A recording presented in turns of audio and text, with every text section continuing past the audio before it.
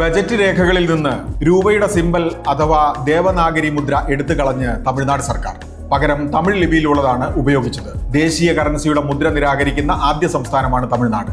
പ്രാദേശിക ഭാഷകളെ തഴഞ്ഞ് ഹിന്ദി അടിച്ചേൽപ്പിക്കൽ, ദേശീയ വിദ്യാഭ്യാസ നയത്തിലെ ത്രിഭാഷാ പദ്ധതി എന്നിവയ്ക്കെതിരായ പ്രതിഷേധം ഇതോടെ പുതിയ തലത്തിൽ.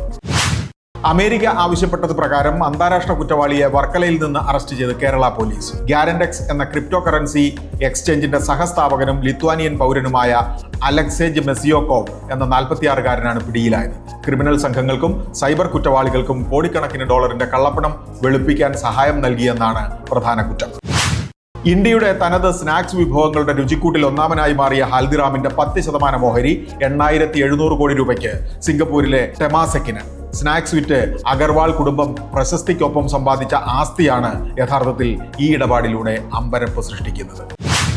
ഓഹരി വിപണി ഇടിയുന്നതിൽ നിക്ഷേപകർക്കുള്ള അങ്കലാപ്പിന്റെ പുതിയ ചിത്രം ഇങ്ങനെ. ഫെബ്രുവരിയിൽ തവണ നിക്ഷേപം മതിയാക്കിയ SIP-കളുടെ എണ്ണം 57.5 ലക്ഷം. ജനുവരിയിൽ 61.33 ലക്ഷം. പുതുതായി ചേരുന്നവരുടെ എണ്ണം കുറവല്ല എന്ന് മാത്രം.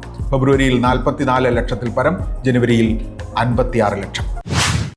എയർടെല്ലും ജിയോയും കൈപിടിച്ചു കൊണ്ടുവരുന്ന മസ്കിന്റെ സ്റ്റാർലിങ്കിനെ ഇന്ത്യയിലേക്ക് സ്വാഗതം ചെയ്ത കുറിപ്പ് ടെലികോം മന്ത്രി അശ്വിനി വൈഷ്ണവ് നീക്കിയത് എന്തുകൊണ്ടാണ്? വിദേശ കമ്പനിക്ക് സർക്കാർ ഇനിയും ലൈസൻസ് നൽകിയിട്ടില്ല. മന്ത്രിയുടെ സ്വാഗതഗാനം ലൈസൻസിന്റെ ഗ്യാരണ്ടി എന്ന് പ്രതിപക്ഷം. ബിസിനസ് വാർത്തകൾ വിശദമായി അറിയാൻ ധനം online.com.